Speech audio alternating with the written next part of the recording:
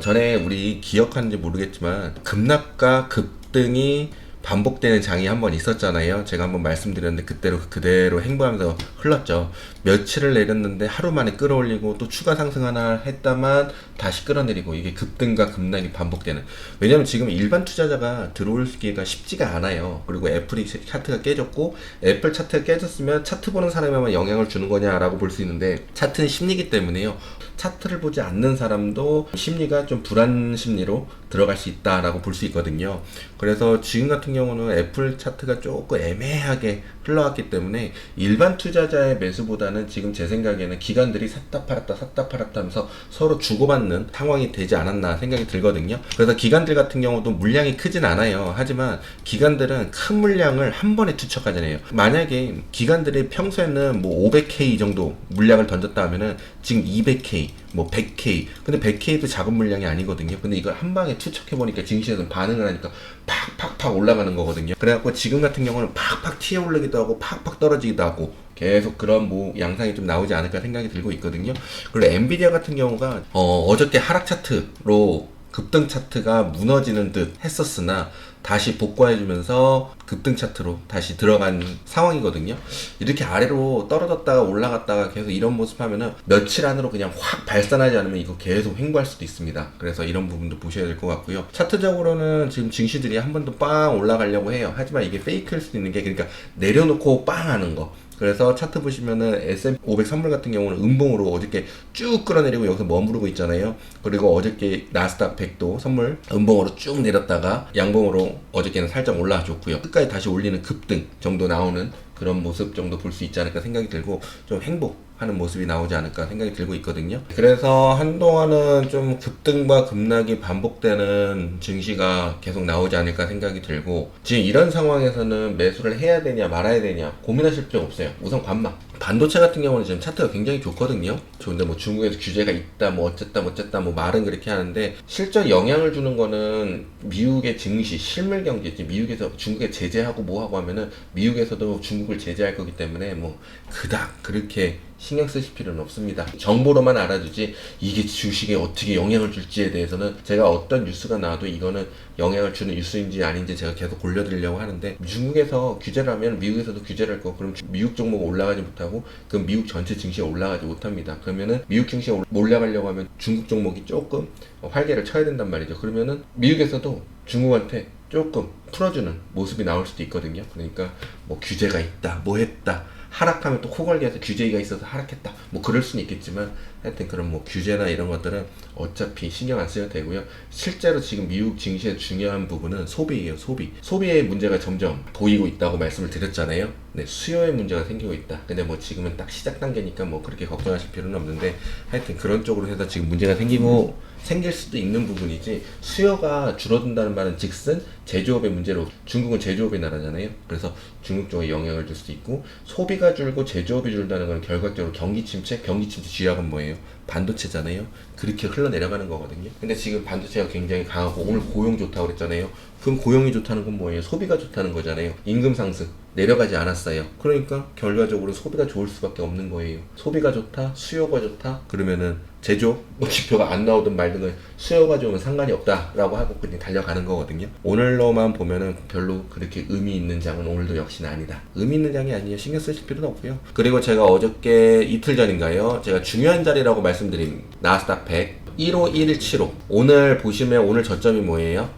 네, 15176.5네요. 중요한 자리라는 걸 한번 확인시켜줬죠. 오늘 저점, 목표 주가 상향. 근데 여기가 제가 옆에다가 이 X자 같은 거 써놓을게요. 왜냐면 이거 필요 없는 뉴스다. 그러니까 주가의 영향을 단기적으로, 증시가 좋으면 목표 주가 상향하면 그 목표 주가 상향을 호재를 타고 날아가지만, 증시가 안 좋으면 목표 주가 상향을 해도 그 호재를 타고 날아가질 못해요.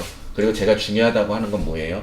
뉴스가 터지고 주가 상승을 일으켰는데 위에서 그 주가를 유지를 시켜줄 수 있는 뉴스냐 아니냐를 구별하는 게 제일 중요하다고 말씀을 드렸죠. 그래서 저런 목표 주가 상향 같은 경우는요, 증시가 좋을 때 타고 가는 군두음 같은 거지, 증시가 안 좋을 때는 아무 쓸데기 없는 뉴스예요. 정보로만 알아두시고 필요 없는 뉴스다. 그러니까 정보로만. 증시에서는 뉴스를 좀 가볍게 받아들이는 게 좋거든요. 와, 목표 주가 상승. 제가 옛날에 그랬거든요.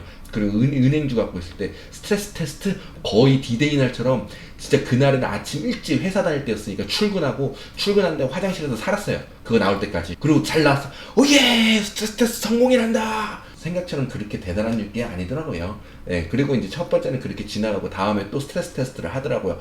이번엔 다를 거야. 또 뉴스도 막 부글부글해. 오케이! 스트레스 테스트 성공이야! 그러니까 나중에 알고 보니까 스트레스 테스트는 80, 90% 그냥 하더라고요. 네, 그래서 그만큼 필요 없는 거예요. 그런 부분들을 여러분들한테 주식을 좀 쉽게 걸러드리려고 하는 거니까요. 목표 주가 상향 같은 것도 네, 그냥 정보로만 알아드리지 뭐 그렇게 신경 쓰실 필요는 없으세요. 하지만 군둔 타고 가야 되는 거니까 증시가 좋을 때는 저런 뉴스 타면은 상승할 수 있으니까 저런 거 가지고 이제 단타나 스윙을 치는 거거든요. 그럼 단타 물량하고 스윙 물량이 들어오기 때문에 올라가는 부분이 되는 거겠죠. 오늘 놈팜 페이롤 있잖아요. 저거 자 지표들이 원래 안 맞는데 여러분들 많은 한국 분들 지표 보고 주식을 하잖아요. 근데 지표가 맞지 않다는 거 옛날부터 안 맞다는 해왔지만 주식하려면 지표를 보고 지표를 봐야 경제를 할 수 있기 때문에 지표를 보니까 그냥 그러려냐고 본단 말이에요. 근데 옛날부터 지표는 맞지 않다는데 증시에 영향을 주니까 사람들이 할 수 없이 보는 부분이 있는 거거든요. 그래서 지표 같은 거는 이번에 전에도 제가 지표 하나 이거 말도 안 되는 지표다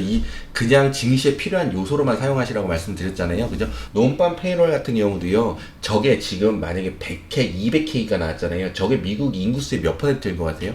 0.1%, 0.2%밖에 안 돼요. 그래서 그 페이롤의 오늘 증시는 우선은 고용이 좋다라는 쪽으로 해서 계속 경제가 좋아, 소비가 좋아 이런 식으로 가버리니까 증시가 아주 좋은 거야라고 해서 지금 올라가고 있긴 한데 또 이제 이런 말 나올 거야. 내려가면은 이거 고용이 좋기 때문에 이제 금리 인상의 확률이 높아지는 겁니다. 금리 인상 확률이 높아지고 말든 간에 진짜 금리 올린다잖아. 안 올리면 뭐 당연히 반전적인 거니까 지금 금리를 안 올리면은 뭐 엄청 증시에 좋겠지. 하지만 금리 인하는 당연히 없을 거고요. 금리 인하는 없을 거고 금리 동결은 메이비. 근데 금리 인상 한다잖아. 근데 고용이 좋대잖아. 그럼 금리 인상을 할 확률이 높아진다 만다를 왜 왈구불구를 지금 몇 년째를 하고 있는 거예요. 한다고 했다가 우선 인하는 없을 건데 동결이 될 수도 있겠지만 하여튼 간에 우선 지표 가지고 한다는 거 보면은 고용이 좋으니까 금리를 올릴 확률이 높겠지. 그리고 지금 이번에 금리 동결하는데 금리를 올렸어도 상관이 없었겠다라고 하는 사람들도 있잖아요. 근데 제가 봐도 연준에서는 금리를 너무 빨리 올려갖고 속도 조절을 하는 거야. 그러니까 결과적으로는 금리 올리는 걸 효과를 보지 못했어라는 걸 지입으로 얘기하진 않지만 우리는 해석할 수 있잖아요.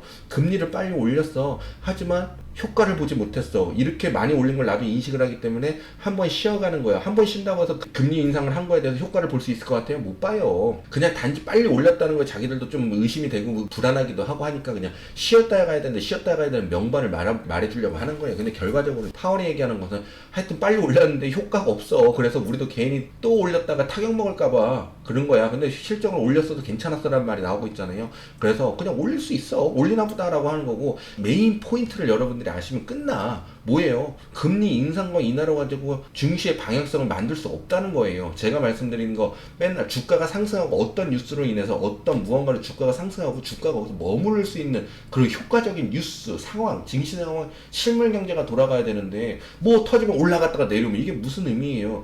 금리 인상과 인하로 증시의 방향성을 만들 수가 없다. 그래서 제가 여러분들한테 항상 설명드린 실물 경제를 빗대서 실물 경제에 제가 정말 느끼고 있는 제가 그런 사업군 일을 하고 있기 때문에 그런 것들을 느끼게끔 한국에서는 이런 것들을 잘 그냥 들으시는 것과는 많이 틀리단 말이죠. 실제는요. 그래서 그런 것들을 말씀을 드리고 그거를 증시로 갖고 가서 증시에서 해석을 해드리잖아요. 그래서 실적으로는 저거 실물 경제에서는 진짜 걱정거리긴 하지만 증시에는 지금 걱정할 게 아니다라고 해서 제가 뉴스를 계속 걸러드리죠. 지금 2019년에 미국 인구가 3억을 좀 넘었습니다. 2019년 기준으로요.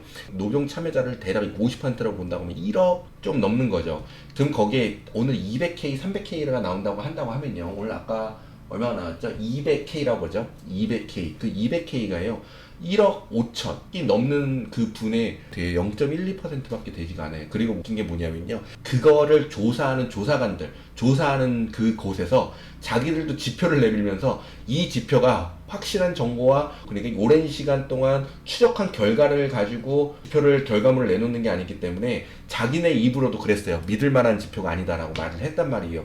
근데 여러분들은 계속 그거에 대해 집중을 하잖아요. 고용이 좋다고 하고 파월이 그렇게 나니까. 그러니까 이게 제가 한번 걸러드리는 거예요. 네, 결과적으로는 그냥 정보로만 하셔라. 미국 경제가 지표로 돌아가지 않는다. 그리고 그 지표 같은 거 나오는데 미국 애들이 뭐라고 써놓는지 아세요? 다 뻥이다. 말도 안 돼. 말도 안 돼가 태반이에요. 오, 그렇구나라고 하는 사람 거의 없어요. 미국의 사람들은 지금 고용이 좋고 안 좋고가 그렇게 뭐 중요하지도 않지만 미국 경제가 그렇게 튼튼하고 생각하는 사람은 보는 사람이 없어요. 그리고 고용 쪽에서도 그렇고요. 고용이 뭐 대단하다? 그래서 제가 말씀드렸다시피 고용은 개인 사업장이나 이런 쪽으로 넘어가기 위해서 사람들이 많이 그만두고 하니까 그러니까 일자리 오픈이 늘어가는 거다라고 미국에 대해 지금 실제 상황을 말씀을 드렸어요. 이 오늘 증시는 또 역시나 의미 없는 장세니까요.